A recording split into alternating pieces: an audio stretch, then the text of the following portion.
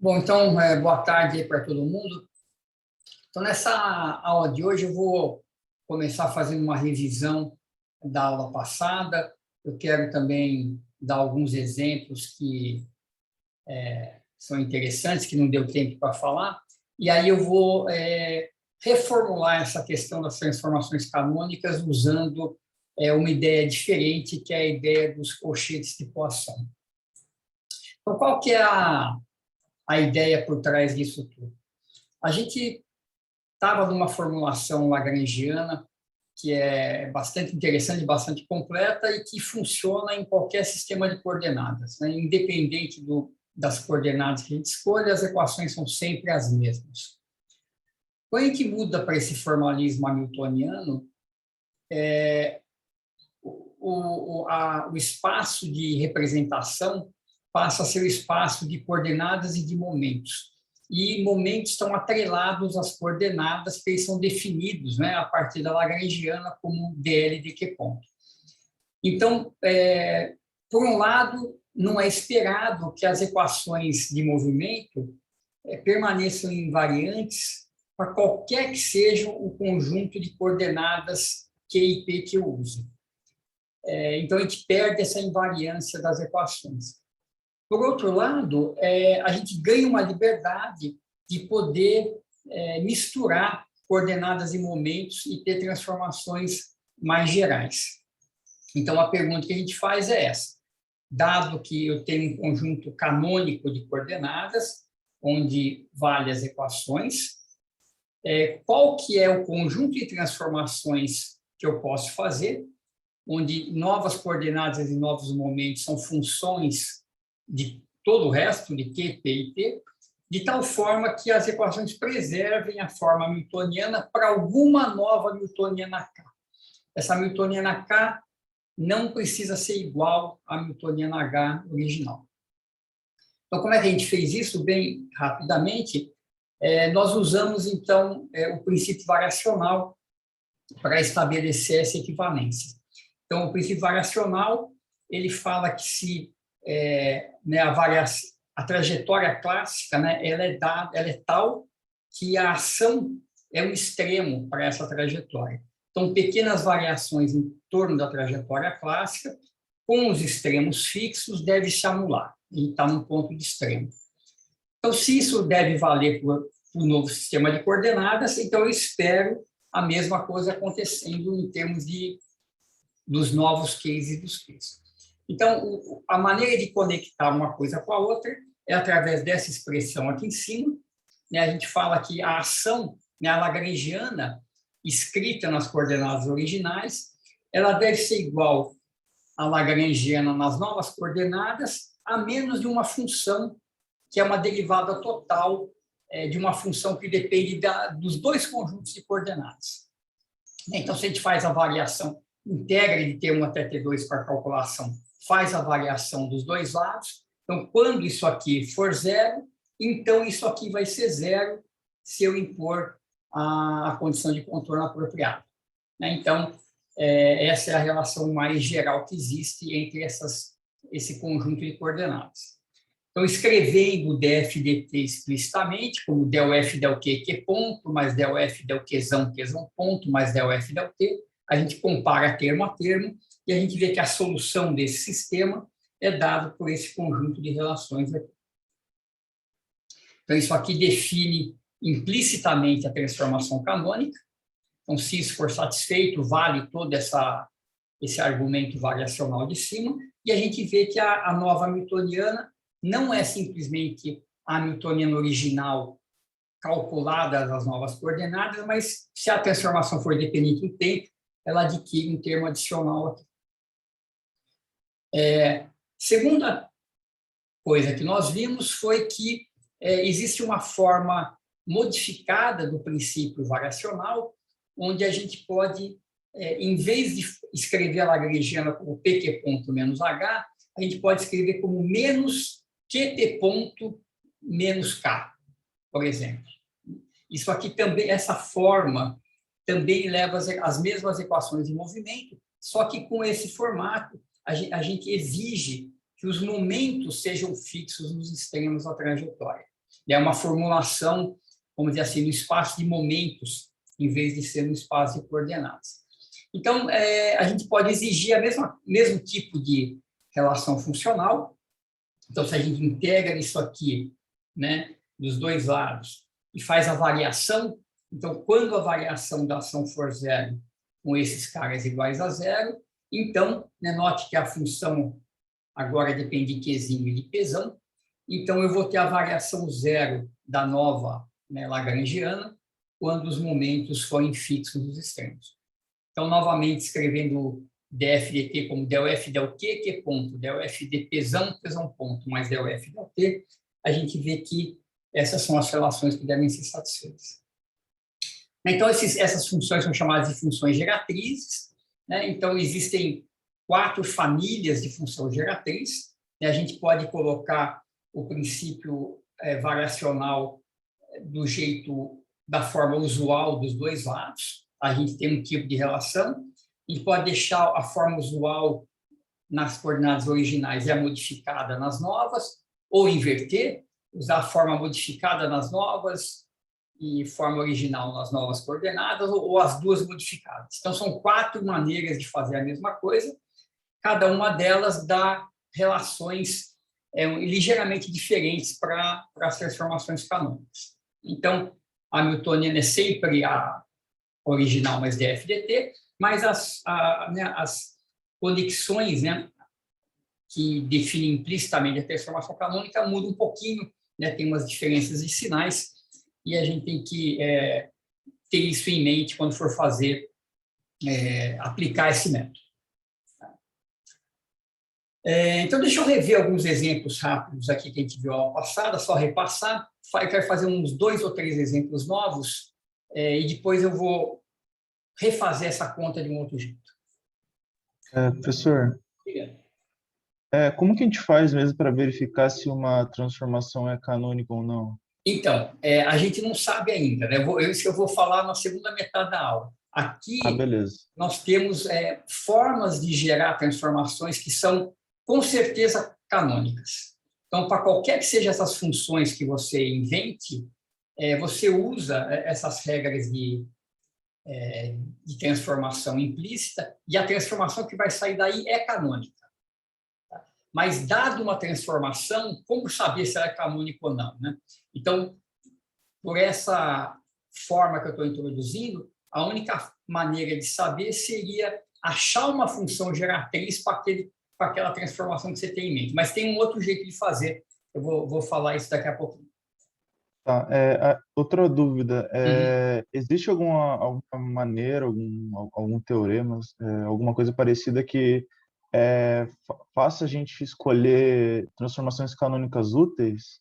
Então, não, então isso é um problema, né? Isso é uma certa arte, né? A gente quer se manter no contexto das transformações canônicas para aproveitar toda a estrutura hamiltoniana, mas saber quando que uma transformação é útil para qual problema é uma arte. Então, eu vou mostrar alguns exemplos aqui, mas isso pode ser muito difícil.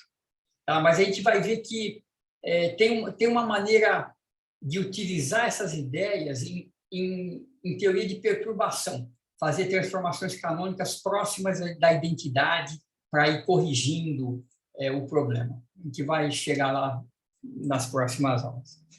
Tá, então seria algo que seria feito através da intuição, então. Exato, exatamente. Tá, beleza. Tem que olhar para o problema e ver, né, o que você poderia tentar ali que facilitaria a sua vida. Então, vamos ver aqui. Nós vimos essa aqui a aula passada. Então, por exemplo, tem um exemplo aqui de transformação em identidade. Né? Uma transformação do tipo F2, então ela depende de Qzinho e de Pzão, e as relações de transformação são essas aqui. Né? Como é que a gente sabe isso? A gente olha naquela tabelinha, não precisa decorar essas coisas. Então, Pzinho é df de Qzinho, a gente deriva da Pzão. Qzão é df de Pzão, você deriva da Qzinho. Então, você não fez nada, essa é a transformação em identidade. A outra que nós vimos é do tipo F1, que depende de Qzinho e de Qzão, que novamente é o produto dessas duas quantidades. Aí essas são as regras de transformação. Então, se a gente aplica essas regras, dá Pzinho igual a Qzão, Pzão igual a menos Qzinho. Então, isso aqui é a transformação que troca o papel do momento com a posição. É tipo uma rotação do espaço de fases, né? Q vai em P, P vai em menos Q. Uma outra transformação interessante é o que a gente chama de transformação pontual. É quando você tem uma função, novamente aqui do tipo F2, que é uma função de Q, isso aqui é em um grau de liberdade, para simplificar, é uma função de Q vezes o novo momento. Então, aplica as regras aqui. Pzinho df2 de Qzinho. Então, se você deriva em relação a Qzinho, dá isso aqui. Qzão df2 de Pzão. Então, o Qzão dá o f de Q. Então, isso aqui é o tipo de uma transformação que a gente faria na mecânica lagrangiana, né? As novas coordenadas são funções só das antigas coordenadas, sem misturar posição e momento. E quando a gente faz isso, né, quem que são os novos momentos? A gente resolve essa equação. Então, o Pzão vai ser Pzinho dividido por df de Q. Então, essa é a transformação. Então, dado uma transformação nas coordenadas, a transformação dos momentos está dada já, né? Ela é dada por essa função f, é Pzinho sobre df de Q. Então, as coisas estão atreladas uma na outra. Só que a ideia é que a gente não precisa se restringir a transformações desse tipo, né? A gente pode usar essa liberdade de misturar Qzinho e Pzão. O outro exemplo que nós vimos foi a evolução temporal infinitesimal, né? Fazer uma função geratriz, que é a identidade mais epsilon vezes a própria hamiltoniana do sistema, calculado em Qzinho e Pzão. Então, a gente aplica as regras da transformação para achar a relação entre as coordenadas e, em princípio, eu tenho que resolver essas equações para achar Pzão e Qzão em termos de Pzinho e Qzinho, certo? Mas a gente vê que essa relação, se o epsilon for pequeno, ela é quase identidade, certo? É próxima da identidade quando o epsilon é pequeno. Então, um truque para fazer é, onde tem Pzão, eu substituo por Pzinho, porque o Pzão é o Pzinho mais uma pequena correção. Então, para eu poder resolver isso aqui em primeira ordem, eu troco aqui onde tinha Pzão por Pzinho, e o erro que eu estou cometendo é de ordem 2. Né? Já tem um epsilon aqui, mais o erro que eu cometo, que é de ordem epsilon. Então, em primeira ordem, está tudo certo. E aí eu inverto, né? Passo então, Pzão para um lado e para o outro, isolo o Pzão e o Qzão, uso as equações de movimento, dH dp é P ponto, dH dp é menos Q ponto, e a gente vê que essa transformação é a transformação que dá um pequeno passo no tempo, né? É a evolução temporal infinitesimal gerada, então, pela função hamiltoniana. Um outro exemplo legal, então, tudo isso que a gente viu na aula passada, então isso aqui é uma revisão rápida, e agora eu vou dar um outro exemplo que é bastante interessante, que tem consequências importantes, a gente vai ver mais para frente, que é a gente usar a própria ação como função geratriz. Então, vamos fazer isso com um exemplo, que é a partícula livre. Então, lembre que a partícula livre, a ação é integral de L dt, certo? L é a energia cinética, a partícula livre, que é constante. Então, vamos escrever um pouco dessas coisas aqui.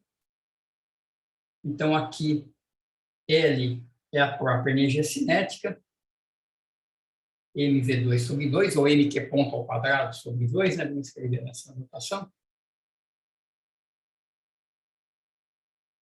E que é conservada, né? Com a partícula livre, a velocidade é constante. Então, se eu integro L no tempo, vai dar mv2 sobre 2 vezes o tempo.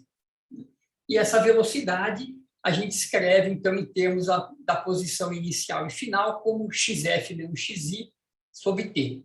Então, v ao quadrado xf menos xz ao quadrado sobre t ao quadrado, mas como a gente integra, multiplica por um t, mata um t e dá isso aqui. Então tá, então vamos, como isso aqui depende de duas coordenadas, eu vou usar essa forma funcional para definir uma função geratriz do tipo f1, de Qzinho, Qzão e t, e a gente poderia pensar assim, olha, xi, xf, t, eu poderia usar aqui, né, supor que o xi é o q, o xf é o Qzão, e esse aqui é o t. Né? Eu estou indo de Qzinho para Qzão no tempo t. Só que eu vou fazer o contrário. Tá? A minha função geratriz de Qzinho, Qzão e t vai ser a ação onde tem o xi. Eu vou até escrever isso aqui direito. No lugar do xi, eu vou colocar Qzão, a nova coordenada. Onde tinha o xf, eu vou colocar o Qzão, que é o segundo argumento, e o tempo fica um t. Tá? Então, quem que é essa função geratriz? Olha o formato aqui da ação. Então, é m Qzinho menos Qzão ao quadrado sobre 2t. Então, eu vou usar isso como função geratriz e ver o que acontece, o que eu obtenho como transformação canônica. Então, ela é uma transformação do tipo f1, né, que depende de Qzinho e Qzão. Então, aqui estão as regras de transformação.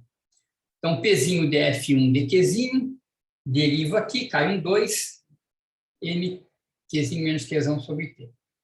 Pzão é menos df de Qzão. Quando eu derivo em relação a Qzão, vai ter um sinal de menos, né, que vem daqui, mas tem outro menos aqui, eles se cancelam e dá a mesma coisa. Certo? Então, essa é a regra implícita. Vamos resolver. Então, como é que a gente resolve a equação? Então, olha aqui por cima, né, multiplica aqui por t, divide por m, certo? Então, vai ficar Qzão igual a Qzinho menos pt sobre m, resolvendo essa primeira equação. Tá? Eu acho Qzão em termos de Qzinho e Pzinho. Uma vez achado isso, quem que é o Pzão? O Pzão é esse cara, certo? Que é igual a esse cara, que é igual ao Pzinho. Então, Pzão é o Pzinho. E Qzão é Qzinho menos pt sobre m. Se eu inverter, então essa aqui é a transformação canônica, se eu inverter e achar os QP original em termos de QP final, dá isso aqui. Qzinho é Qzão mais pt, Pzinho igual a Pzão. Ou seja, Qzão e Pzão são as condições iniciais que me levam ao ponto QP no instante t. Então, essa transformação canônica de Qzinho, Pzinho para Qzão, Pzão, ela está me dizendo o seguinte, o Qzão e o Pzão que eu estou obtendo é uma condição inicial que, ao ser propagada por um tempo t, me leva no Qzinho, Pzinho. Ou, se eu quiser interpretar de outro jeito, o Qzão e Pzão é a evolução temporal de Qzinho e Pzinho, só que indo para trás no tempo. Né? Eu vou para trás. O Qzão é Qzinho menos pt sobre ele. Tá? São duas formas de interpretar isso aqui. Como que ficaria, então, a nova newtoniana? Então, veja que isso aqui é uma transformação canônica dependente do tempo. Então, a newtoniana vai mudar. Né? A nova newtoniana é a newtoniana original. Eu simplesmente recalculo nas variáveis novas e acrescento do df dt.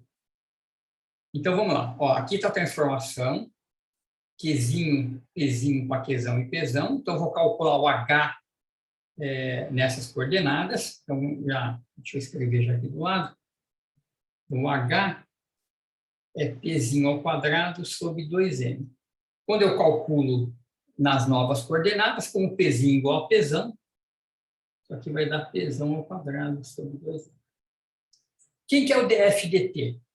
Ora, a função está aqui em cima, né? Deriva em relação a t, 1 sobre t fica menos 1 sobre t2. Então, está aqui, essa é a derivada do df dt. Se a gente olhar quem que é, e eu tenho que escrever isso aqui tudo em termos das coordenadas novas, né? Então, se eu olhar aqui em cima, Qzinho menos Qzão é isso aqui, né? Qzinho menos Qzão é PT sobre M. Então, se você colocar isso aqui ao quadrado, vai dar T2, que mata o T, sobre um M2, mata um M, e dá menos P2 sobre 2M. Você vai dar menos Pzinho 2 sobre 2M, né? Deixa eu escrever isso aqui para não ficar muito confuso. Dessa relação aqui, né? O Qzinho menos Qzão é igual a PT sobre M, certo? Então, Qzinho menos Qzão ao quadrado é um P2, o T2 cancela, um M2 embaixo fica só um M, fica então menos P2 sobre 2M. Pzinho igual a Pzão, então isso aqui é a mesma coisa que menos Pzão 2 sobre 2M. E quando você calcula o K, H menos o df dt dá zero. Ou seja, essa transformação canônica, ela é tal que a nova newtoniana é zero. Você matou totalmente a dinâmica. Ou seja, dk dpzão é zero, dk dqzão é zero, portanto, tanto Qzão quanto Pzão são constantes, porque não tem a newtoniana, e por isso que ele tem esse papel de ser as condições iniciais do movimento. Então, essa transformação canônica gerada pela ação, ela é tal que a newtoniana nova é zero. Tá? E isso nós vamos explorar um pouquinho mais para frente. Aqui eu fiz o exemplo da partícula livre, mas isso é realmente geral. A ação sempre tem esse papel, e essa teoria onde você busca uma transformação canônica que leva sua newtoniana a zero é chamada de teoria de Hamilton-Jacobi, que nós vamos desenvolver com um pouco mais de detalhe mais para frente. Tá? Então, muito bem. E você vê que aqui é uma utilidade, né? Você pode pensar, olha, será que eu consigo sempre encontrar uma transformação canônica que zere a newtoniana? Se eu fizer isso, o problema é resolvido, né? Porque as novas coordenadas em momentos têm que ser constantes, porque não tem mais dinâmica, e a própria transformação de coordenadas é a solução do problema. Eu só tenho que inverter, achar Qzinho e Pzinho em termos de Qzão, Pzão e tempo, e está aí a solução da dinâmica. Mas, obviamente, a coisa não é sempre tão fácil assim. Tá, isso aqui, diga lá. Pela transformação também, parece que você mudou para um Qzão que está se locomovendo com velocidade constante junto com a partícula que também está se movendo com aquela velocidade constante, né? Por isso que a energia cinética é como se você mudasse o sistema de coordenadas em cima da partícula, ou eu estou enganado? Então, tem duas formas de interpretar, né? Se a gente olha a transformação nesse formato aqui, eu estou olhando as coordenadas originais em termos das novas. A gente vê que isso aqui é a solução da equação de movimento, e o que eu estou chamando de novas coordenadas é um ponto inicial. Então, eu estou fazendo assim, qual que é a condição inicial que no tempo t me leva exatamente para o ponto TP. Então, essa condição inicial, esse Qzão e Pzão são constantes, é o ponto inicial do seu movimento. Por isso que ele sai de um K igual a zero. Agora, eu posso pensar ao contrário, né? Eu posso pensar assim, que, na verdade, a minha transformação, as novas variáveis, elas são o ponto onde eu vou parar, onde eu saio de Q e P, do Qzinho e Pzinho, eu paro para trás no tempo e eu vou parar nesse Qzão e Pzão. Aqui é a mesma... são duas formas de dizer a mesma coisa, né? Ou essa transformação canônica está me propagando para trás, para que eu ache a condição inicial que me leve ao ponto TP, né? Ou eu diretamente olho nesse formato e falo, olha, esses caras são a condição inicial. Tá? Deixa eu só mostrar aqui um caso rapidinho, eu não quero me estender muito, a gente vai voltar a ver isso, mas isso vale sempre. Vamos só ver que isso sempre funciona, né? Então, você vê, não precisa ser a partícula livre. Pega uma função, você tem um problema, então a gente calcula a ação, então esses argumentos, deixa eu escrever, esse aqui é o argumento do ponto inicial, ponto final e o tempo de propagação. Tá? Então, eu pego a forma funcional da ação, integro o LDT ao longo do movimento clássico, escrevo isso em termos de XI, XFT, onde tem XI eu ponho Qzão, onde tem XF eu ponho Qzinho, certo? E tempo é o tempo de propagação. Então, qual que é essa transformação canônica? Ora, a gente tem que, pelo fato dessa função ser ação, a gente tem essas propriedades aqui, ó, que PI é menos ds dQi e PF é ds dQf. São propriedades gerais da ação que nós mostramos, certo? Então, vamos ver a transformação canônica como é que fica. Então, olha só, a primeira equação, Pzinho df dQzinho. O Qzinho, lembra, é o XF, né? É esse cara aqui. Então, eu vou fazer ds de XF em relação ao argumento final, só que aí eu substituo os argumentos para o Qzão, Qzinho e T. Isso aqui, como é ds de XF, isso aqui eu sei que é o PF. Eu sei que isso aqui é o momento final da trajetória. Pzão é menos df de Qzão. Isso aqui é uma equação da transformação canônica.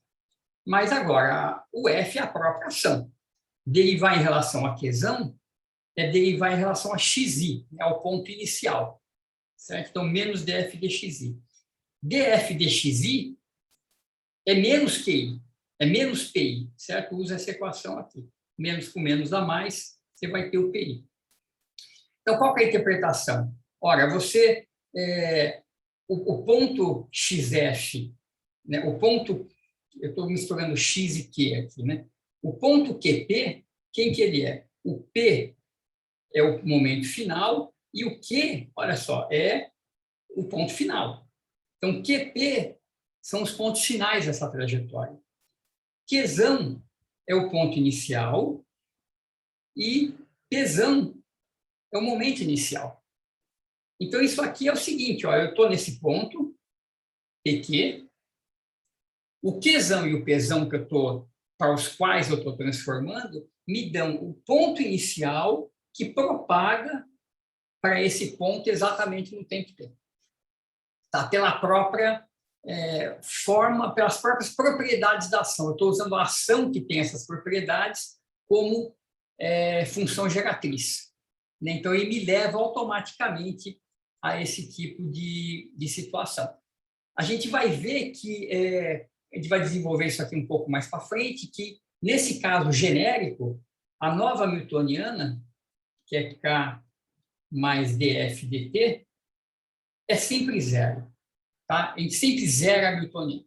Eu não vou demonstrar aqui, eu fiz para a partícula livre, mas a gente vai fazer isso mais para frente e mostrar que essa transformação gerada pela ação clássica é a transformação que te mata a newtoniana. E isso é o que é chamado de teoria de Hamilton-Jacobi, mas eu não vou me estender muito aqui, porque a gente vai desenvolver ela um pouquinho mais para frente. Professor, Diga.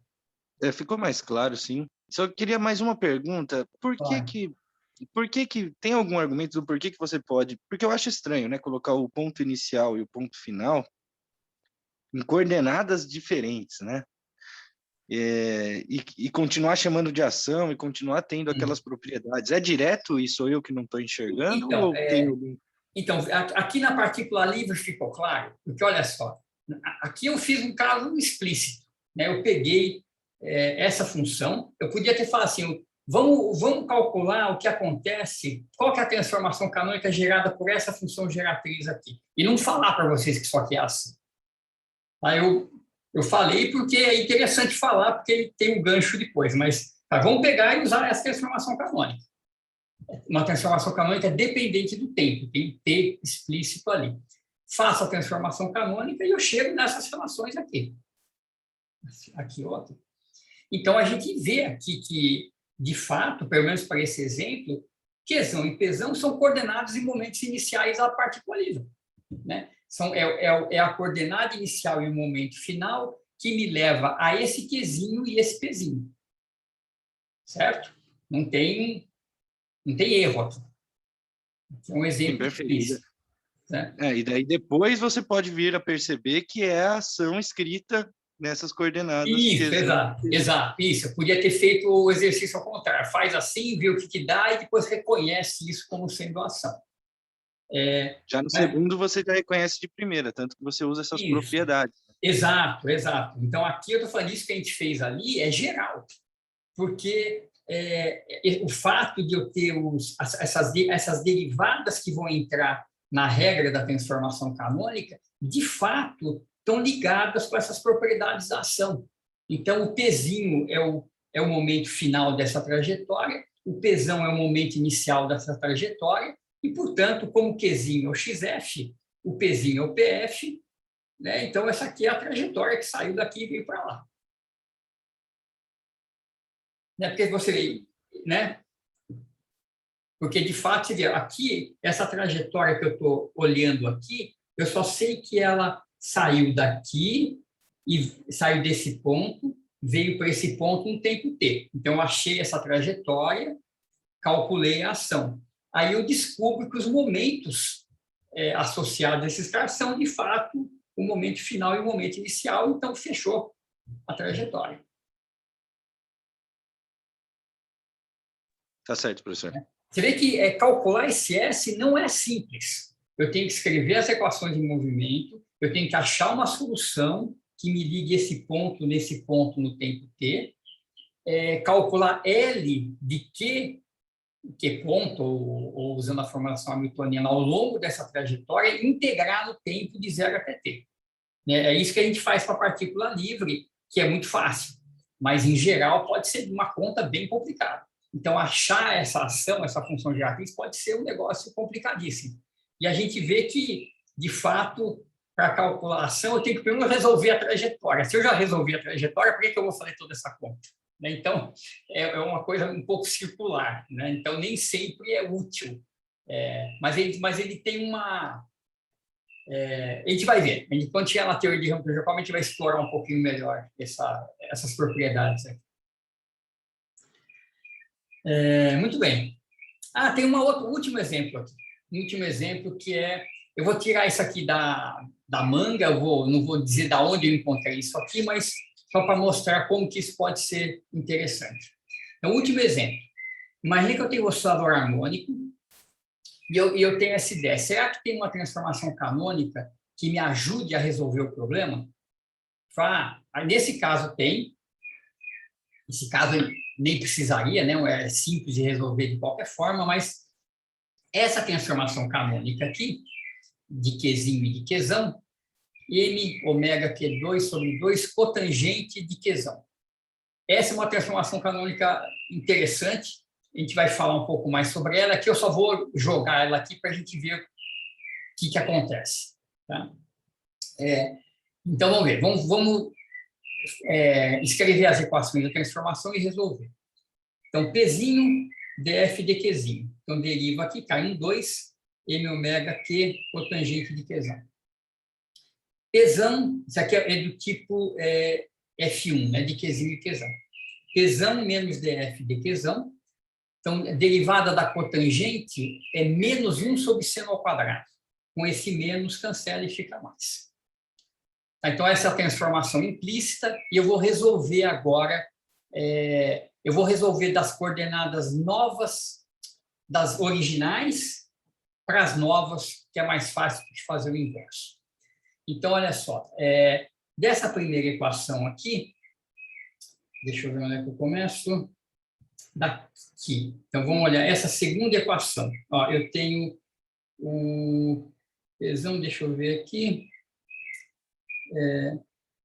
como é que eu vou fazer? Deixa eu ver como é que eu resolvi isso aqui. Deixa eu abrir uma folha aqui para a gente resolver. Então, como é que a gente resolve aqui? Vamos fazer. Qzinho. Isso, vamos começar com a equação de baixo. Então, eu tenho 2 Pzão, passo 2 para o lado de lá, estou olhando essa equação aqui. 2 Pzão, seno ao quadrado de Qzão, dividido por M ômega, Q ao quadrado. Então, tira a raiz e eu tenho Qzinho em termos de Pzão e Qzão. Vamos jogar isso agora na equação de cima. Então, agora, o Pzinho, por sua vez, é M ômega cotangente de Qzão vezes o Qzinho, que é isso aqui. Certo? Então, vamos ver o que sobra. M ômega, sobra um M ômega dentro da raiz. Cotangente é cosseno sobre seno, o seno mata e dá um cosseno. Aqui são essas expressões que estão aqui. Tá? Então, está aí a transformação canônica. Ela é uma transformação canônica independente do tempo, certo? Portanto, K de Qzão e Pzão é o próprio H calculado nas novas coordenadas. Então, vamos lá, eu tenho P2 sobre 2M, então, P ao quadrado, é isso aqui, dividido por 2M, mais M ômega 2 sobre 2Q ao quadrado. Isso aqui é um Qzão. Então, o que vai dar o K? 2M cancela um M, cancela um 2, cancela um ômega, ômega P, o seno ao quadrado, mais ômega P, seno ao quadrado, dá ômega P. Ou seja, a gente conseguiu uma hamiltoniana que só depende dos novos momentos, não depende mais das coordenadas. Então, as equações de movimento é Q ponto dk dp dá ômega. Então, Q igual a Q0 mais ômega t. Pzão ponto menos dk de Qzão é zero, não tem Qzão. Então, P é constante igual a P0. Joga ali nas equações, põe P igual a P0, Q igual a Q0 mais ômega t, e está aí a solução do oscilador harmônico. Quem que é esse P? Né? Se a gente olhar o K igual a ômega P, então, ômega vezes P0 é energia, né? É o E, é a energia do oscilador. Então, esse P0 é E sobre ômega, é a energia do oscilador dividido por ômega. Tá? Então, esse é um exemplo de uma transformação canônica que também te ajuda a resolver o problema de uma maneira muito simples, porque você elimina as coordenadas hamiltonianas.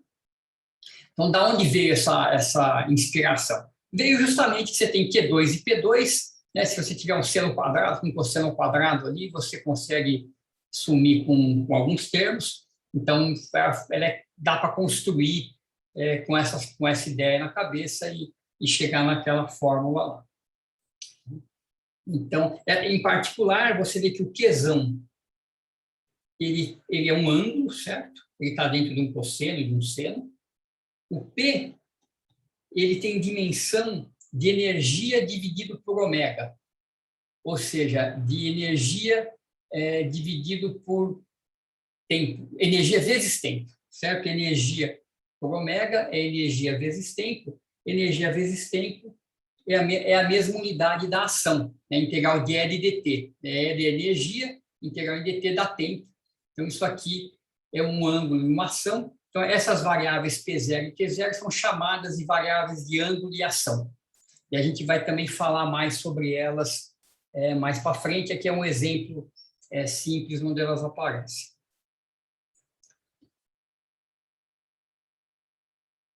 Tudo bem? Então, isso aqui são exemplos assim, para a gente ter uma ideia, né, da utilidade dessas coisas, como que elas aparecem e do tipo de transformação que a gente pode fazer. Então, essa é uma transformação muito útil, eliminar as posições, deixar só os momentos, aí todos os momentos ficam constantes e as posições têm equações triviais de movimento. E a outra coisa é matar a hamiltoniana, zerar o K completamente. Essa é uma outra possibilidade. Então, e as duas coisas têm relações entre elas, essas transformações são conectadas, e a gente vai ver que elas são um pouco análogas a você fazer mecânica quântica, a equação de Schrödinger dependente do tempo ou independente do tempo. A gente vai mostrar que tem uma conexão com essa teoria também. Muito bem. Alguma pergunta aqui antes de eu mudar de tópico? Professor, Diga. nesse caso, o K é igual a hamiltoniana porque o F não tem a dependência explícita com o tempo, né? Exatamente, exatamente. Então, como o F não depende do tempo, o K é o próprio H, você só reescreve nas novas variáveis. Tranquilo. Você tem a dependência temporal, a hamiltoniana muda, mas aí você tem essa liberdade de tentar, já que eu vou mudar a hamiltoniana, será que eu posso zerar a hamiltoniana de uma vez por todas? Né? Então, aí, essa outra ideia da teoria de Hamilton-Jacobi.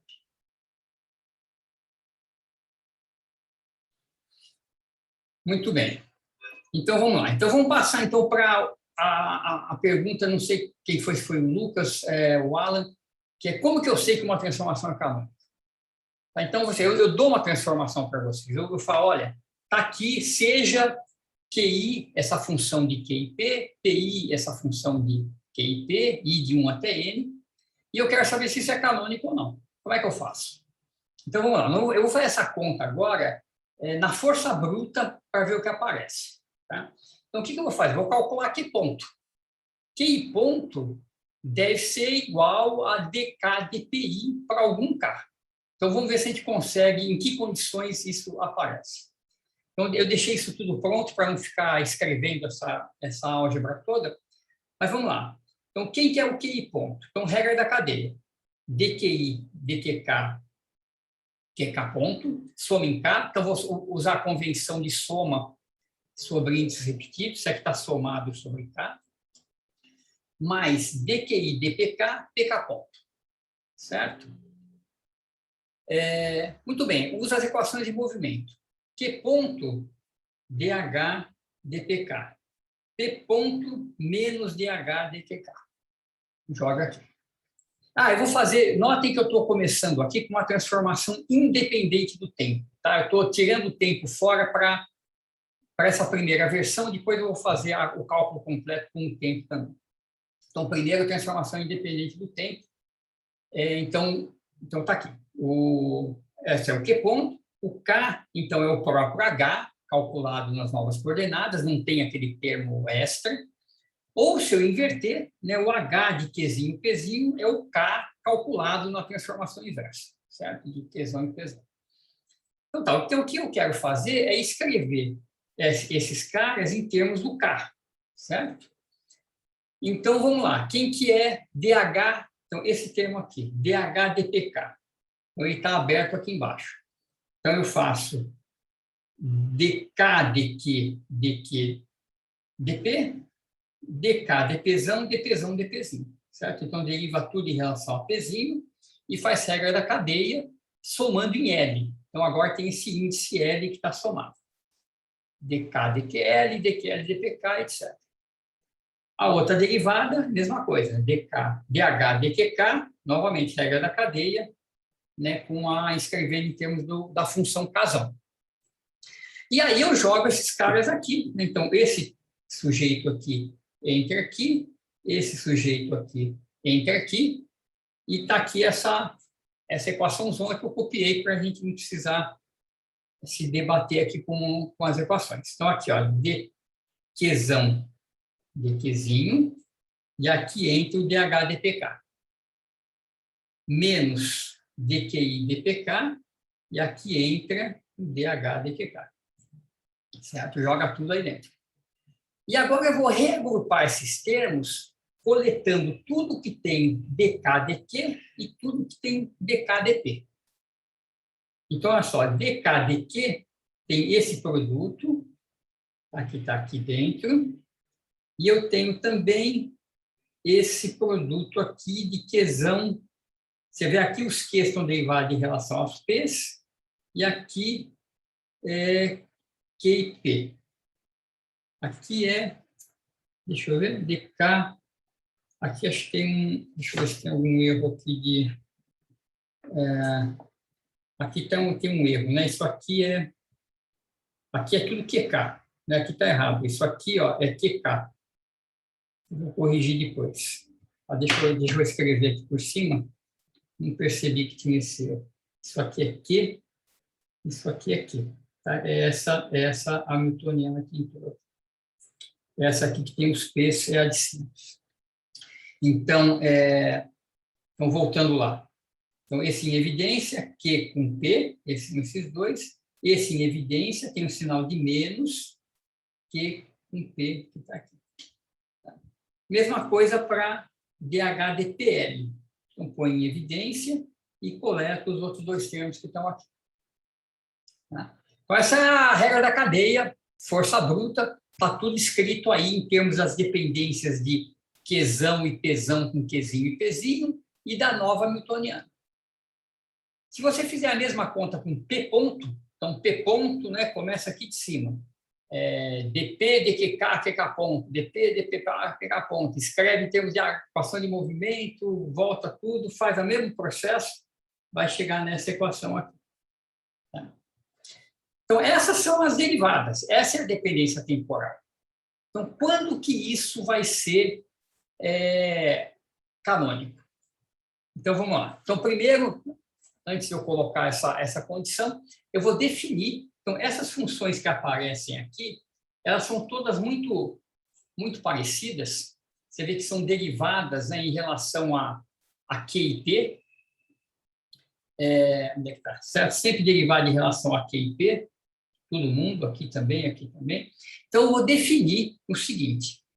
Dado duas funções de Qzinho e Pzinho, Fg, eu vou definir o colchetes de Poisson de Fg em relação a Qzinho e Pzinho como sendo essa soma, df dqk dg dpk, menos o contrário, df dpk dg dqk, soma em k.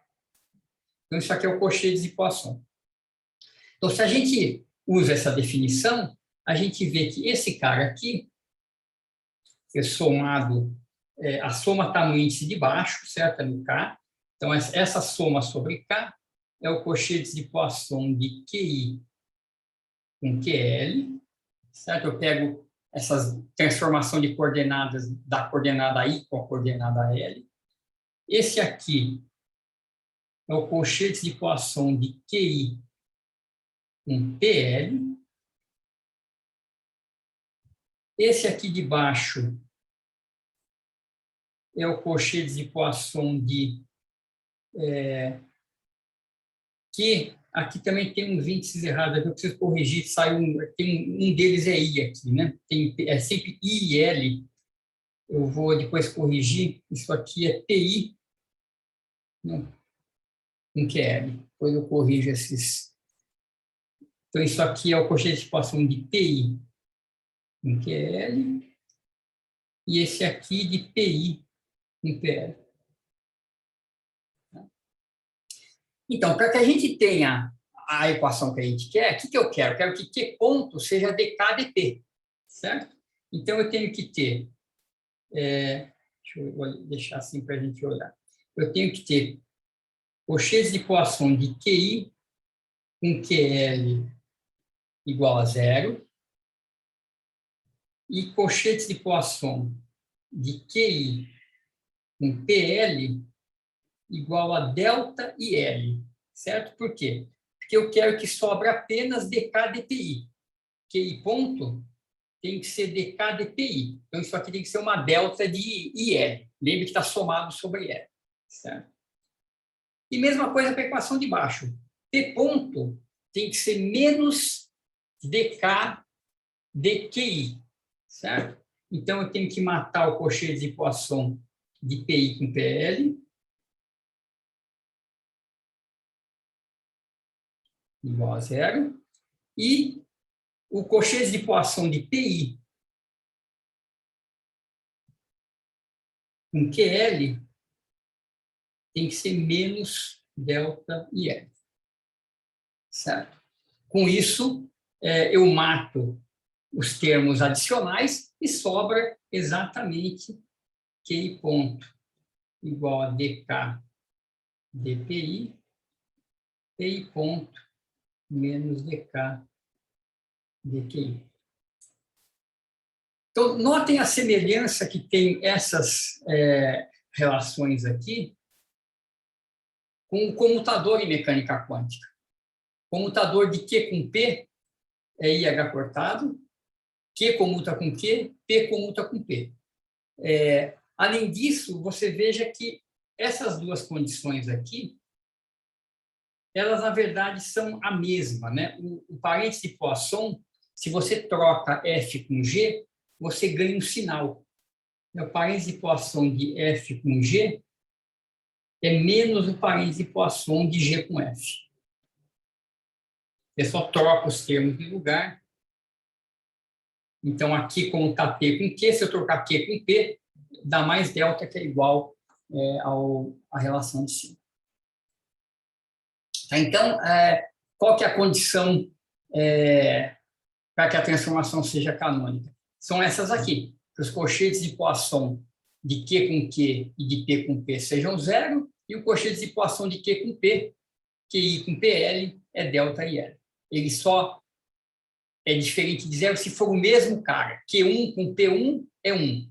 Q1 com P2 é 0. Certo? Então, tem que ser o mesmo Q com P. Então, isso é exatamente igual à coisa que a gente tem em mecânica quântica. Comutador de X com PX é IH cortado. Comutador de X com PY é 0. Então, é só o par canônico que tem essa relação de parênteses de Poisson. Então, essa estrutura do parênteses de Poisson é o análogo clássico do comutador na mecânica quântica. E a garantia que a transformação é canônica é que essas relações sejam satisfeitas. Professor, Diga. Desculpa a pergunta, mas e qual que seria a relação dessa questão da transformação canônica com a mecânica quântica? Porque é algo muito estranho, né? Porque parecem coisas completamente diferentes, mas têm a mesma estrutura.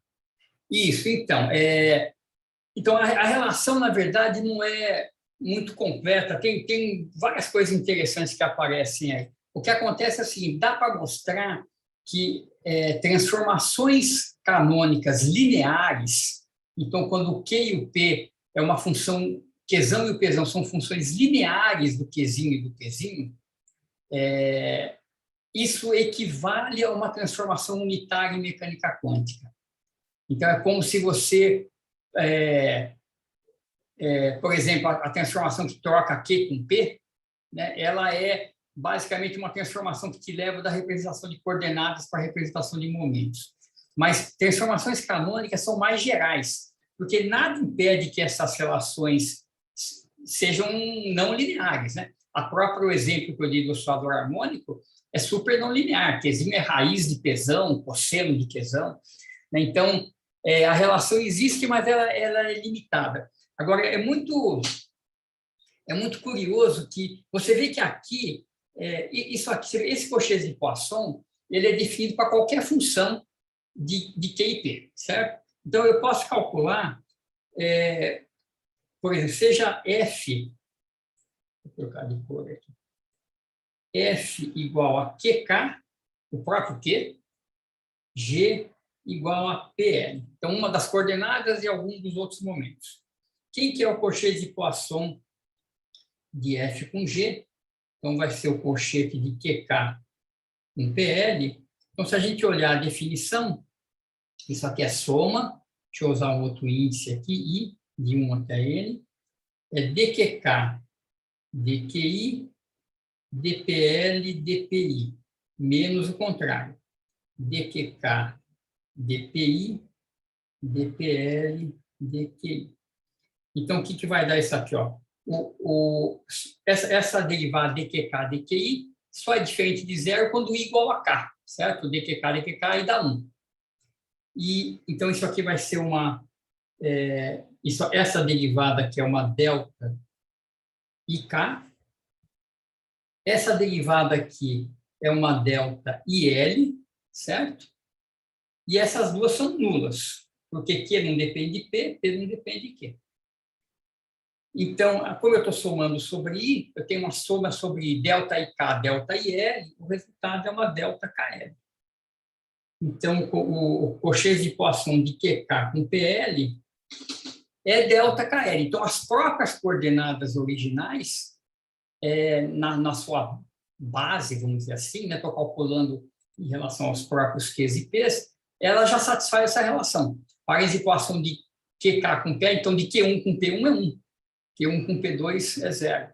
Então, então isso aqui é uma assinatura de que o QK é o par canônico conjugado do PK. Tá? São coordenadas canonicamente conjugadas. O que é análogo de mecânica quântica, que dizer que o momento é a coordenada conjugada da posição, né? O comutador de x com menos IH cortado d dx, da IH cortado. Então, tem essa estrutura na mecânica clássica, já está lá, né? Antes de você fazer qualquer coisa quântica, já existe um arcabouço ali onde essa estrutura está presente. Mas não tem nada de quântico aqui, isso aqui é mecânica clássica. Tá? É só um paralelo que a gente faz. Inclusive, bom, a gente vai ver depois as equações de movimento, né? Quando dá para escrever, nós vamos escrever as equações de movimento em termos dos cochetes de Poisson, e vai ficar muito parecido com as equações da mecânica quântica na representação de Heisenberg. Então, tem um paralelo bem grande quando a gente olha desse jeito. A mecânica quântica deixa de ser tão estranha, né, quando a gente conhece esse formalismo.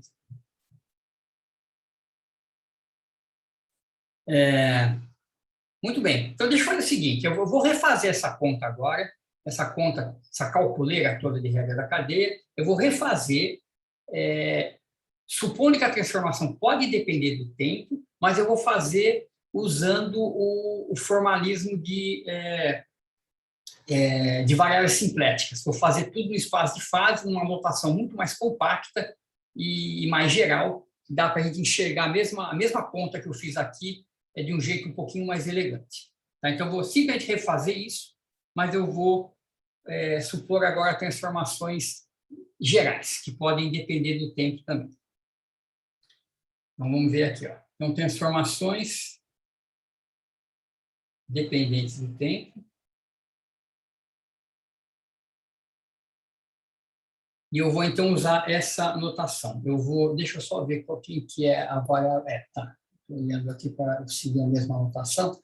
Então, eu vou chamar, então, de eta as variáveis originais, Qzinho e Pzinho, então, vetor no espaço de fase. Isso aqui, então, tem 2n componentes, Q1, Q2, Q3, Qn, P1, P2, P3, Pn.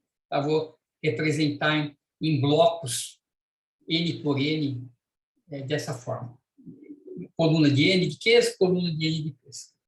Eu vou fazer uma transformação canônica para novas variáveis, Qzão e Pzão.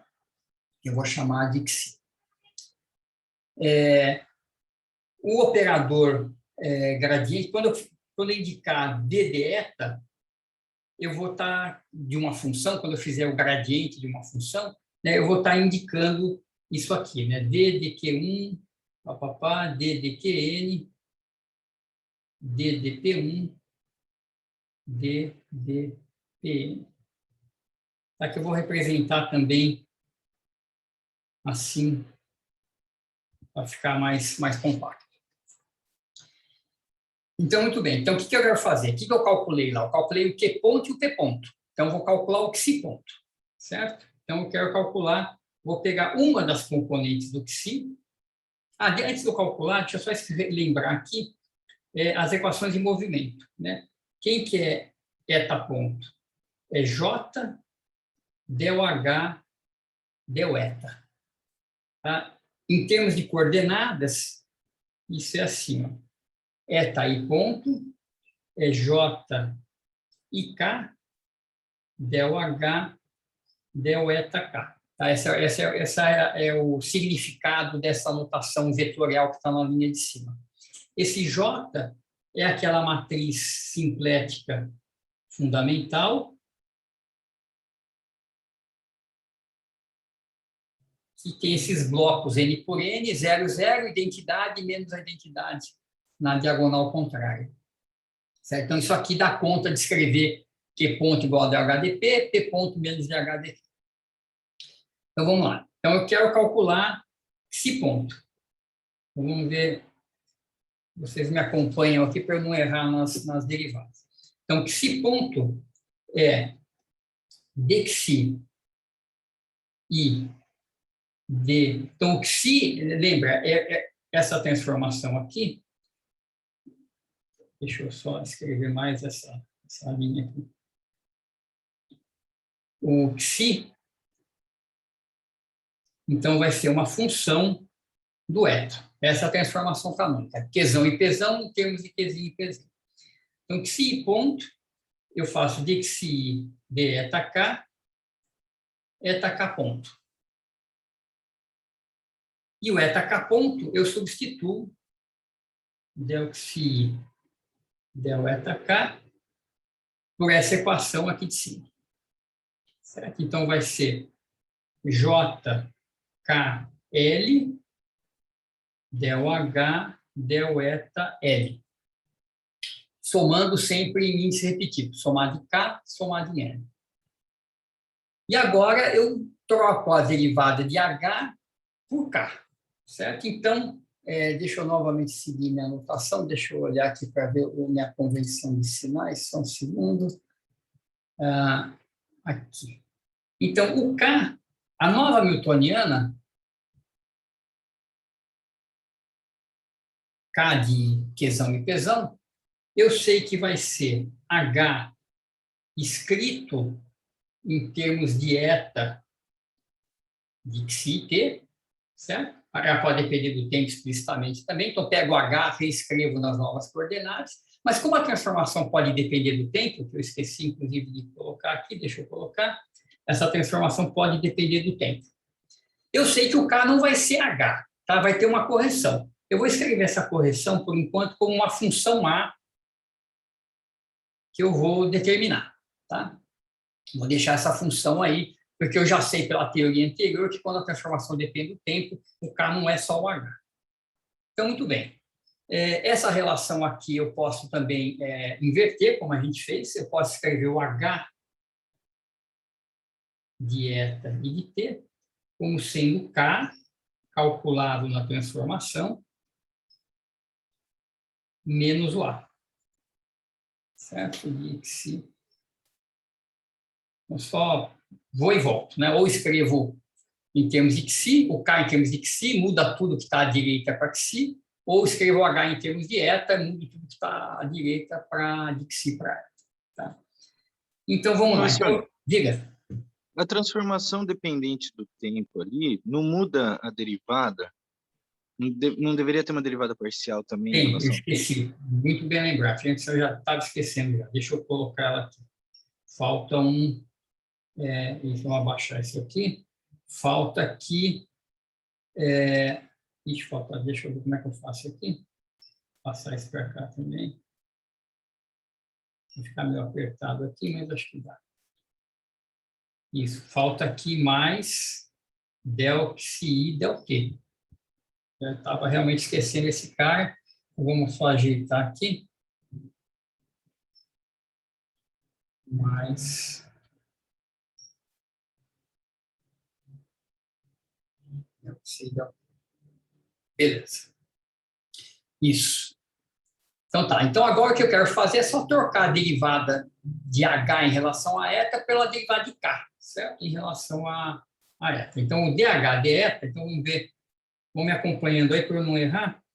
Del H del eta L, que é o sujeito que eu preciso ali, eu vou escrever como del K del xi, que letra que eu posso usar aqui? N. N não, KL, vou usar um P, tá? Dxi P, vai ficar faltando letra, del xi P del eta L, certo? Mais menos, na verdade, né? Estou usando a linha de baixo, menos del A del xi P del xi P del eta L, certo? Essa é a derivada parcial. Então, vamos ver como é que a gente junta essas coisas. Então, primeiro, eu vou definir essa derivada aqui, é o jacobiano da transformação, certo? Eu vou dar um nome para esse cara. Eu vou chamar, deixa eu mudar de cor, eu vou chamar de M e J, del xi, del eta J. O jacobiano da transformação. E essa equação que está aqui em cima, eu vou, então, escrever isso em forma vetorial acima. Xi ponto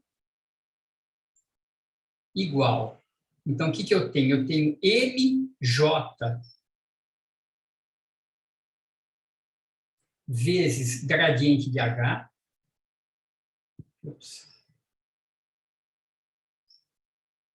Então, nota, à esquerda eu tenho um vetor, aqui eu tenho uma matriz, outra matriz e um vetor, del H, del eta.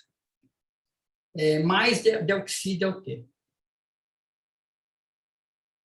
Então, essa é aquela equação toda escrita numa forma mais compacta. Agora, eu vou trocar o dH de eta e eu vou usar também a forma matricial. Então, esse cara aqui, deixa eu voltar para o preto. dH de eta, eu só quero fazer uma passagem adicional, del K, del xi P. Del xi P, del eta L é o MPL, certo? É a jacobiana. Mesma coisa aqui.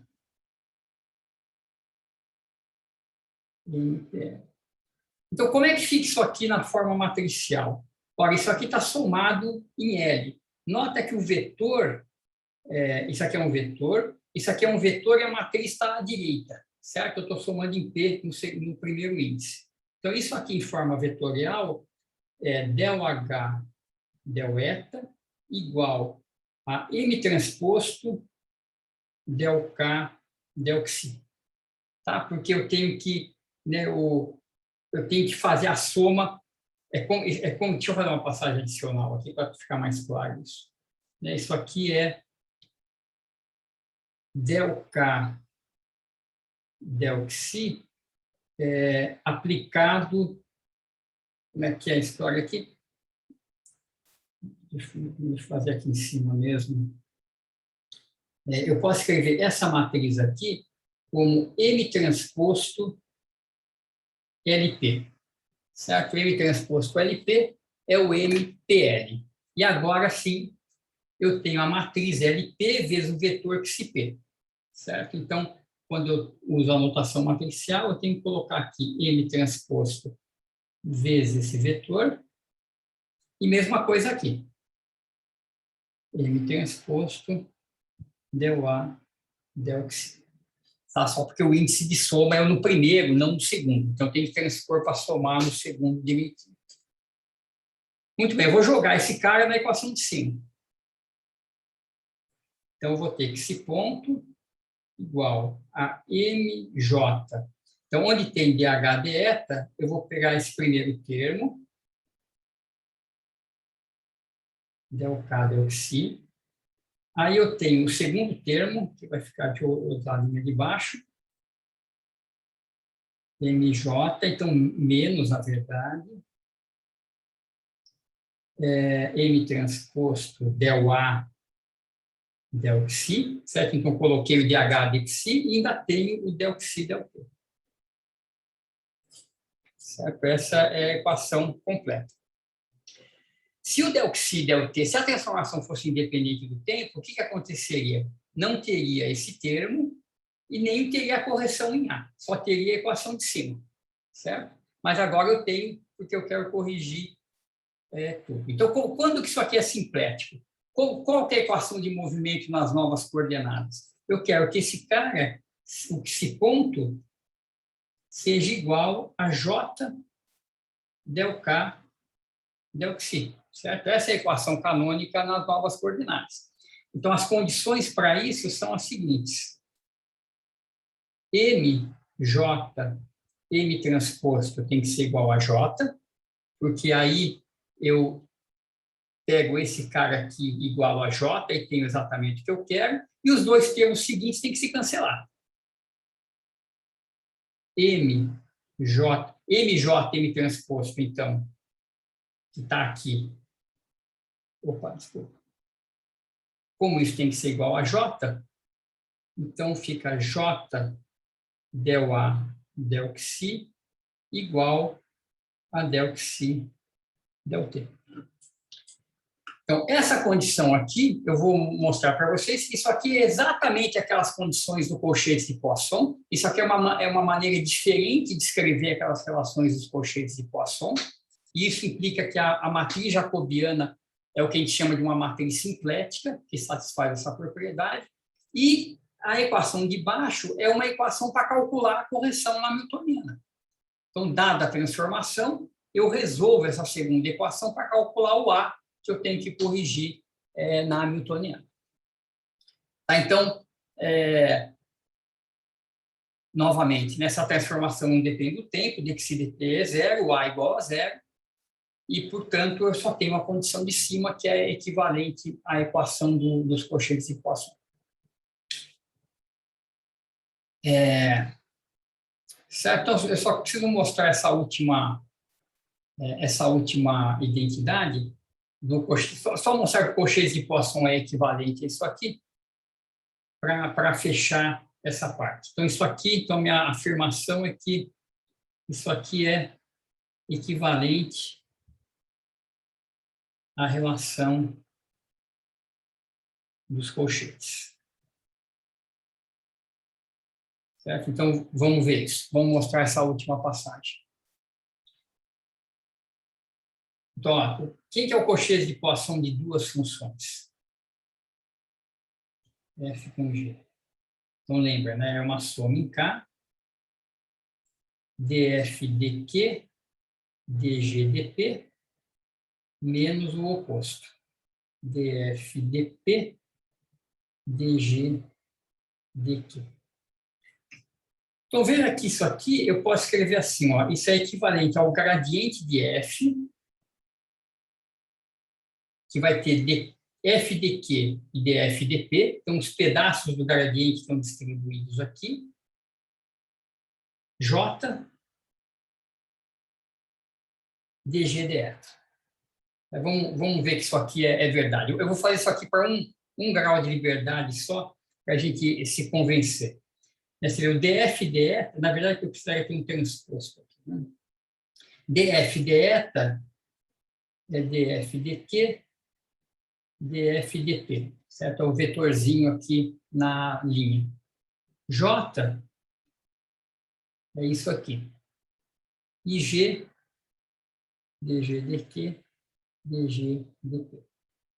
Então, se a gente faz esse produto, vamos fazer partes df dq, df dp, o produto da matriz com o vetor, então vai dar dg dp, que vai para cima, e o dg dq vai para baixo, com sinal negativo. Quando multiplica, vai dar, então, df dq, dg dp, menos df dp, dg dq, que é o colchete de Poisson.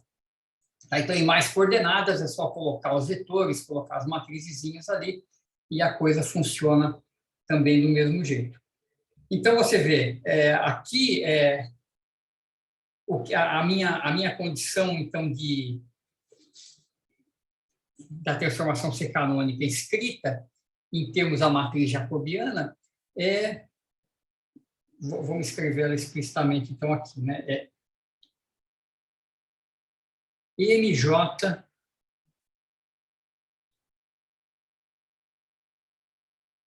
M transposto igual a J. Então, vamos escrever isso aqui, vamos abrir também explicitamente para um grau de liberdade só, para ver a estrutura, para mais dimensões é o análogo. Então, o M, lembra quem que é, né?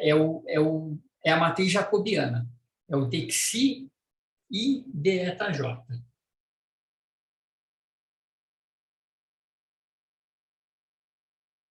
Então, aqui eu tenho dqzão, dqzinho, dqzão, dpzinho, dpzão, dqzinho, dpzão, dpzinho. Certo? Essa é a matriz jacobiana. Eu multiplico aqui pela J, 0, 1, menos 1, 0. E multiplico depois pela transposta. Deixa aqui indicado por enquanto. Então, o que dá essa primeira multiplicação? Vai dar menos dqzão, dpzinho, dpzão, dqzinho. Na linha de baixo, menos dp, dp, dp.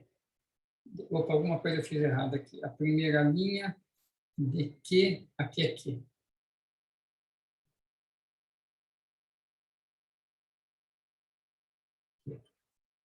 Então, esse é o primeiro produto. E multiplica agora pela transposta da matriz jacobiana. Então, eu só troco aqui.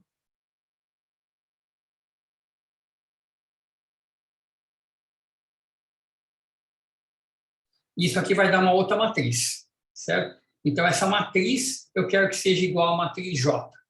Então, o que dá a primeira componente? Vamos escrever componente a componente. Na componente 1 desse produto, então, é esse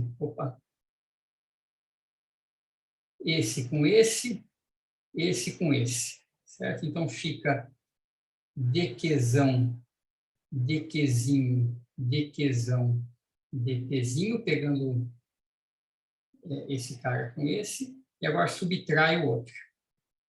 Dqzão, dpzinho, dqzão, dqzinho. Isso é a mesma coisa, certo? Uma coisa igual a outra, então isso aqui de fato dá zero. O elemento 1, 2 então como é que é? É isso com isso aqui. Então fica menos dqzão, dpzinho, dpzão, dqzinho, mais dqzão, dqzinho, dpzão, dpzinho. Isso aqui tem que ser igual ao elemento J, ao elemento 1, 2 da J, tem que ser igual a 1. Então, isso aqui é exatamente o cochete de equação de Qzão com Pzão igual a 1. Certo? Então, fazendo os outros termos, o termo 2, 2 vai dar que o cochete de equação de Pzão com Pzão é 0, e o 2, 1 vai dar a mesma coisa aqui, vai dar que Pzão com Qzão é menos 1. Tá? Que é a mesma coisa. Ou seja, escrever essa expressão aqui em forma matricial é equivalente ao escrever esse monte de condições que eu escrevi aqui em cima. Tá? Cada um, então, essa aqui vai ser a componente 1, 1, essa vai ser a componente 2, 2 e as componentes fora da diagonal, 1 e menos 1. Certo? Então, qual que é a condição para que a transformação seja canônica? É que a matriz jacobiana da transformação, que é esse M, seja uma matriz simplética. Então, deixa eu já aproveitar que eu falei isso. Então, matrizes que satisfazem essa condição, M, J, MT igual a J, elas são ditas simpléticas.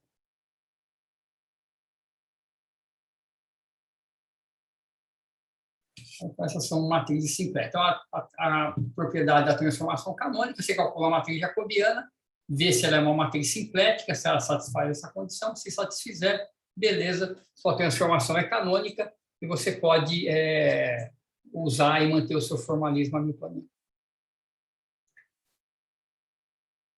Eu tenho um exemplo para fazer, mas antes vamos ver se está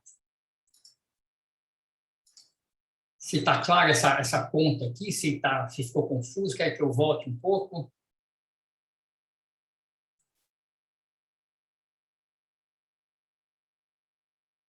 Talvez dar uma repassada aqui, né? Então, o que a gente está fazendo aqui? A gente está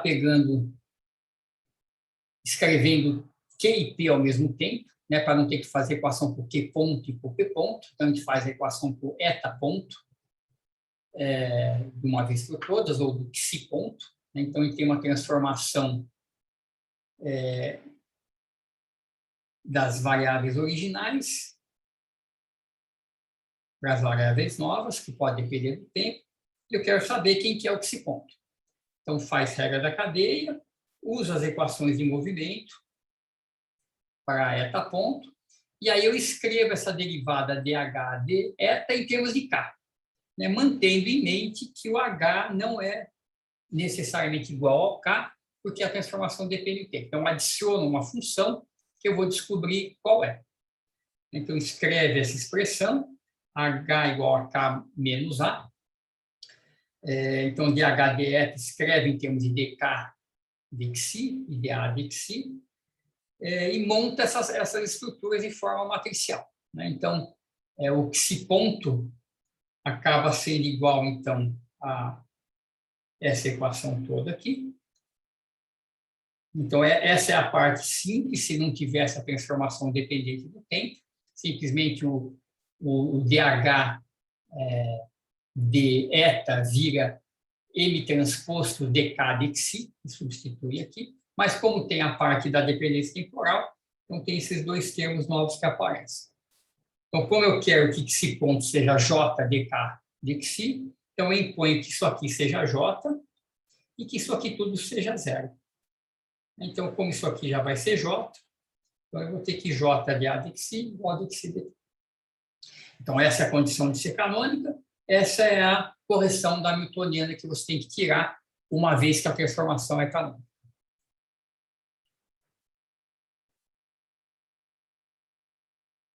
Tudo bem? Comentários? Vocês estão comigo? Estão perdidos?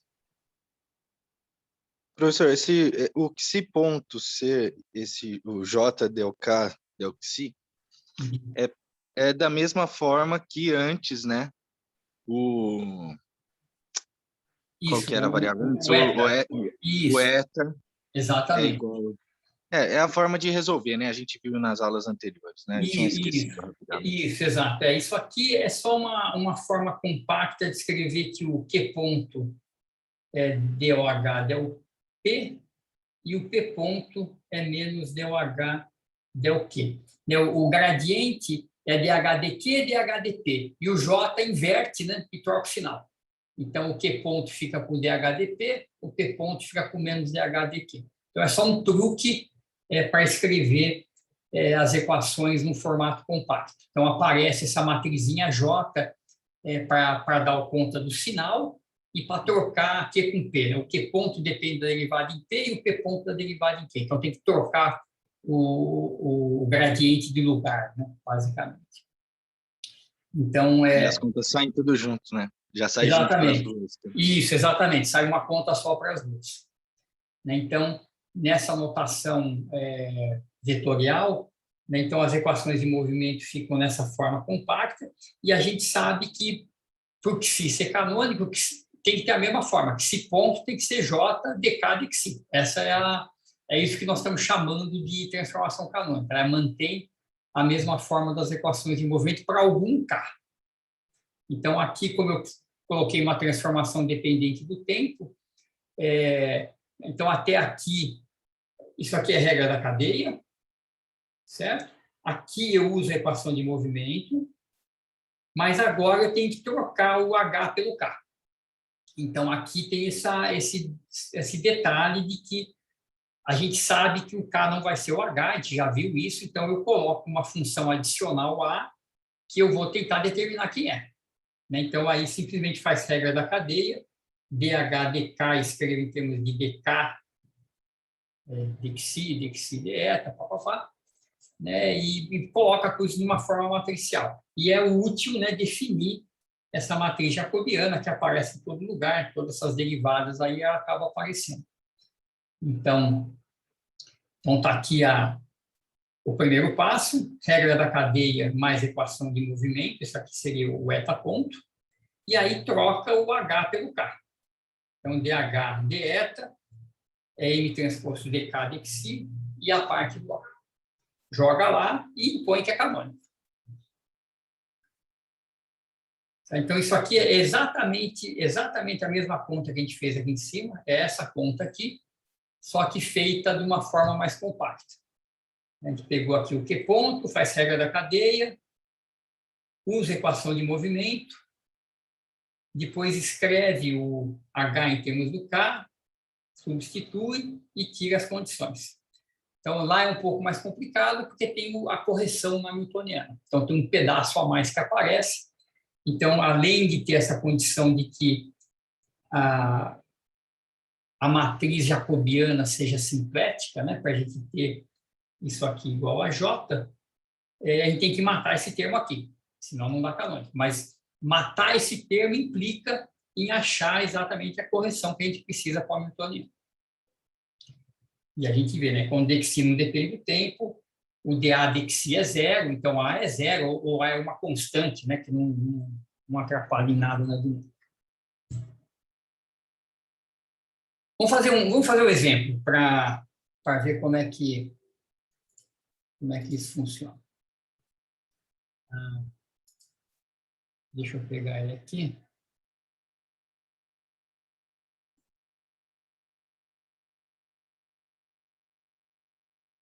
Exemplo.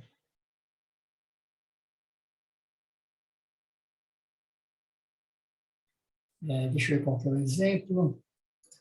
Eu vou dar uma função geratriz. Bom, aqui é um exemplo bem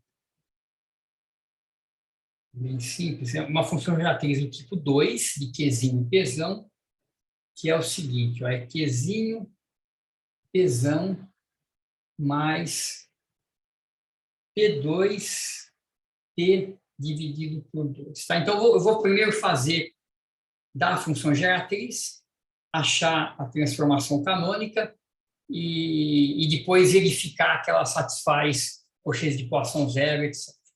Então, primeiro, então, só para a gente usar essa... Eu queria... Onde é que está?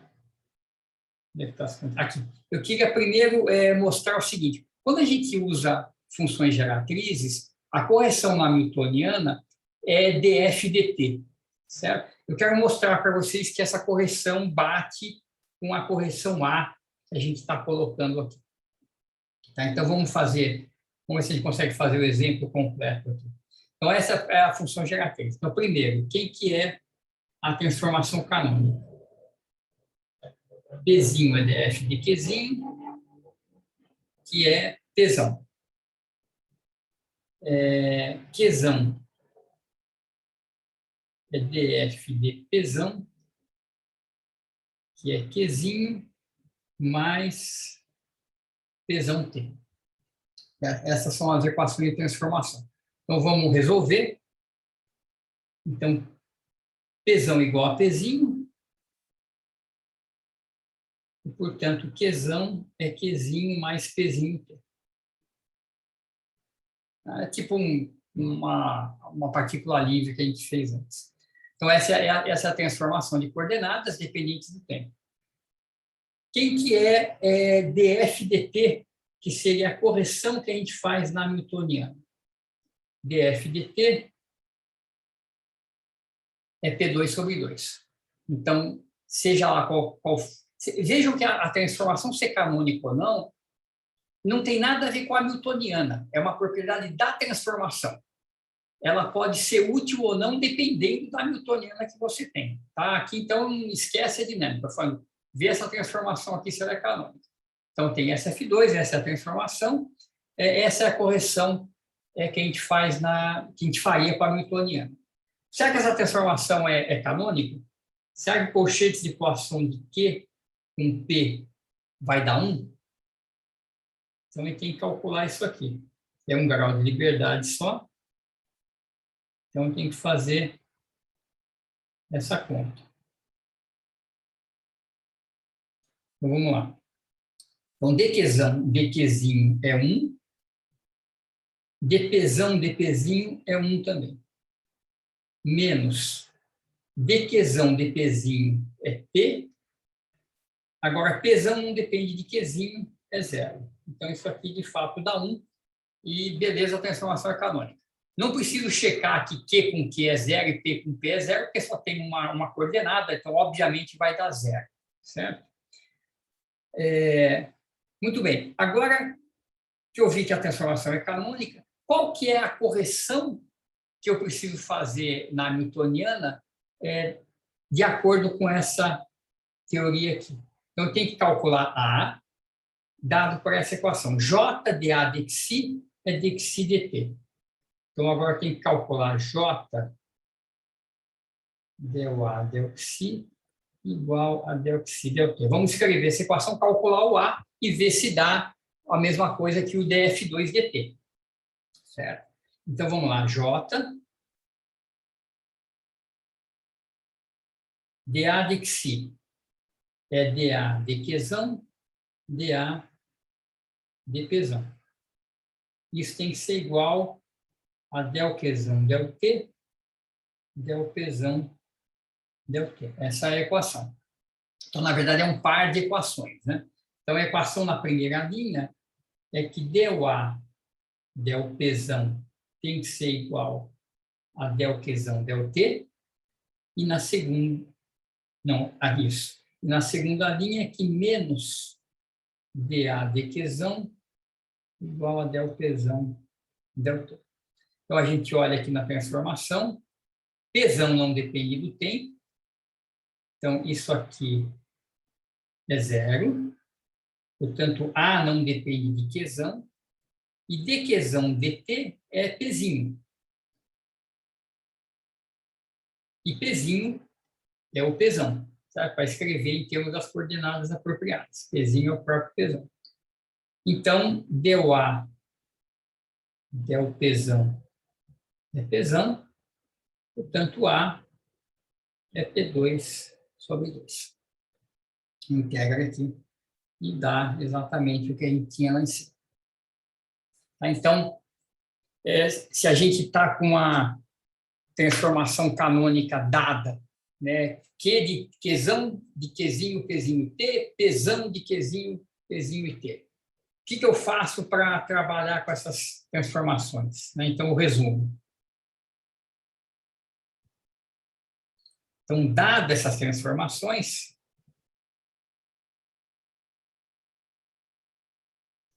de Pzão, o que eu tenho que fazer? Eu tenho que checar as condições de canonicidade, eu tenho que verificar que tudo isso aqui funciona, Q com Q, P com P, zero, os colchetes de Poisson de Q com Q e P com P sempre nulos, colchetes de Poisson de QI com PJ igual a delta IJ. Então, a primeira coisa é verificar isso. Se isso for verdade, beleza, minha transformação é canônica. Tá? Então, esse aqui é o primeiro passo. O segundo passo, se a transformação for canônica, eu resolvo essa equação.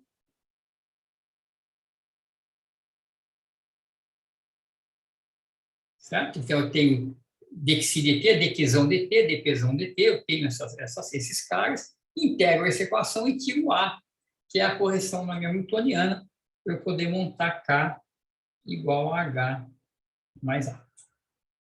Tá? Então, dado uma transformação, eu sei verificar se ela é canônica e sei qual que é a correção que eu tenho que fazer na hamiltoniana, caso ela seja dependente do tempo. Se eu não tenho uma transformação, eu posso perguntar assim, vamos gerar alguma transformação canônica, ver se ela é útil. Então, eu proponho uma função geratriz f, vejo a transformação de coordenadas que ela gera, ela com certeza é canônica, mas ela pode não ser útil. Mas ela com certeza é canônica. E eu sei já calcular a correção hamiltoniana como df dt. Tá, então, são dois caminhos. Eu posso ter uma mudança de coordenadas que me parece muito boa, mas não é canônica. Ou eu posso propor uma função geratriz que com certeza leva a uma transformação canônica, mas que não serve para nada. Né? Então, são dois caminhos que a gente tem que navegar para tentar resolver algum problema que a gente tenha em mãos.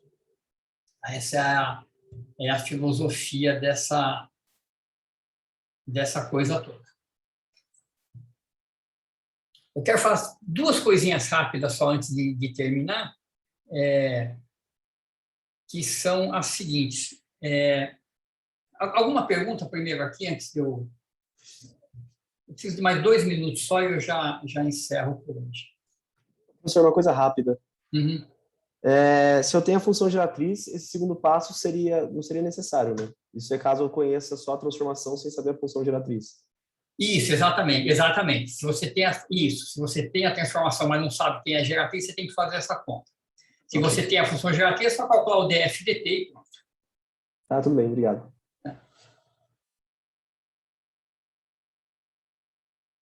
Mais alguma coisa? Algum outro comentário? Está muito abstrato? Vocês estão tá ok? Estão acompanhando? Acho que está dando para acompanhar sim, professor. Legal. Então, deixa eu só para terminar isso aqui, já vou parar por hoje. Eu só queria chamar a atenção de algumas propriedades desse Cauchy de Poisson, que são bem fáceis de demonstrar. Vou deixar como exercício, mas que tem uma delas que não é tão fácil, mas propriedades dos Cauchy de Poisson. Essas propriedades são muito parecidas novamente, com as propriedades dos comutadores. Então, a primeira propriedade é a seguinte: o Cauchy de Poisson de uma função. Vamos reescrever ele aqui para a gente poder enxergar isso mais fácil. Então, a definição é assim, né? Duas funções de Qzinho e Pzinho. Eu não vou indicar aqui embaixo, às vezes é útil indicar o Qzinho e o Pzinho, que são as coordenadas que a gente está usando.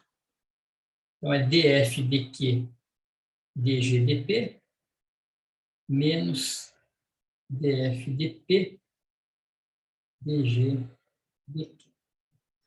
As propriedades são as seguintes. Cauchy de Poisson de f com f é sempre zero, certo? Você põe f igual a g, um lado cancela o outro, isso dá zero. Isso também são propriedades que também são parecidas com propriedades do produto vetorial, né? R vetor R é zero, não vetor, produto vetorial com ele mesmo é sempre zero. Segundo, você tem antissimetria. F com G é menos G com F. Isso também é muito fácil ver, né? Por causa desse sinal, você põe um sinal para fora, então você vai começar derivando G em relação a Q, depois F em relação a P. Então, você só ganha um sinal, que novamente é uma propriedade do comutador e do produto vetorial também. Você troca a ordem, você ganha um sinal de menos. Terceira propriedade é a linearidade. Então, se você tiver AF mais BG comutador com H, onde A e B são constantes, então isso aqui é A comutador de F com H mais B comutador de G, comutador não, parênteses de Poisson de G com H. Sabe? Propriedade das derivadas, né? As derivadas ali são lineares. É bem fácil de demonstrar. E a segunda propriedade, a quarta propriedade é o seguinte: F vezes G com H é igual a F vezes o parênteses de Poisson de G com H mais, eu vou escrever assim para ficar bonitinho, mas o Cauchy de Poisson de F com H vezes G. Essa aqui é uma propriedade, eu vou escrever aqui em vermelho, dos comutadores, né, para quem está fazendo quântica, comutador de AB com C é A, comutador de B com C, mais comutador de A com C vezes B. Nos comutadores, essa ordem aqui é muito importante. Você vê que eu puxo A para fora, para o lado que ele está, e quando eu puxo o B, eu puxo ele para o lado que ele está. O B está à direita do A e sai à direita. Então, nos comutadores, essa ordem é fundamental. Eu mantive aqui em cima, mas é irrelevante. Esse G, se eu escrever ele aqui ou escrever ele aqui na frente, dá na mesma, porque isso são funções, certo? Mas essa propriedade vale. Isso aqui, novamente, é regra da cadeia, né? Você vai derivar o produto, você deriva uma vez a outra, depois a outra vez a uma. É fácil ver que o parênteses de Poisson abre nessa forma aqui. E a última propriedade, que eu não vou demonstrar, mas tem feito no livro, a demonstração, na verdade, é bem interessante, se der eu posso fazer em algum momento, ela é a seguinte. Então, a última propriedade é chamada de identidade de Jacobi. Identidade de Jacobi, que é a seguinte.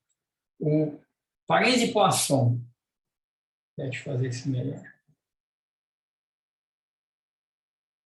Parênteses de Poisson. Você faz o parênteses de Poisson de A com B.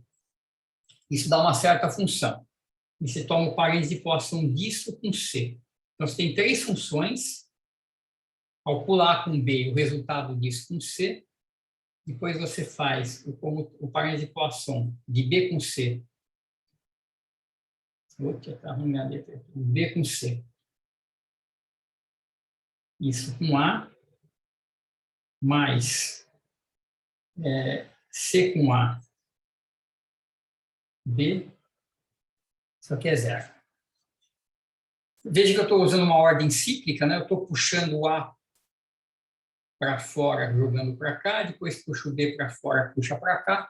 Então, essa soma desses 3 cochetes de Poisson é 0, isso é chamado de identidade de Jacobi, e ela também vale para comutadores, tá? Exatamente no mesmo formato.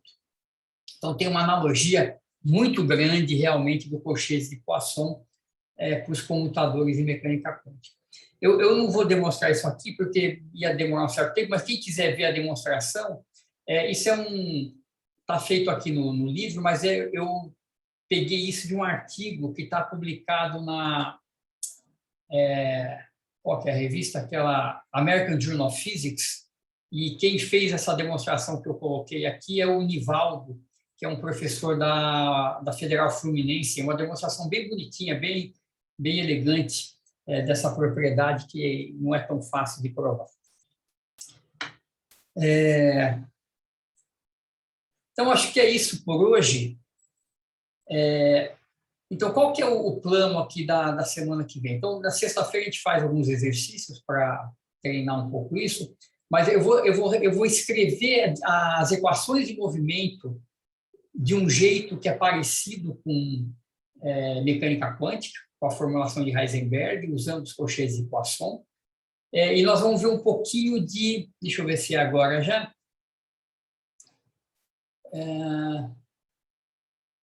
Isso, a gente vai ver um negócio que é bem bacana, que são chamados de invariantes canônicos. Existem algumas grandezas que são invariantes por transformações canônicas. Então, a gente vai ver 2 desses invariantes, que é o próprio cochete de Poisson. O cochete de Poisson é um invariante canônico. E tem um negócio que é chamado de invariante de Poincaré-Cartan, que é bem interessante, a demonstração é bem legal, vou ver se eu consigo apresentar de uma forma compacta. E em seguida, a gente vai olhar um pouquinho o teorema de Liouville, preservação de volumes no espaço de fase, propagação de distribuições clássicas, esse tipo de coisa. Certo, mas acho que por hoje tá bom. Alguma outra pergunta, alguma outra coisa que vocês queiram comentar?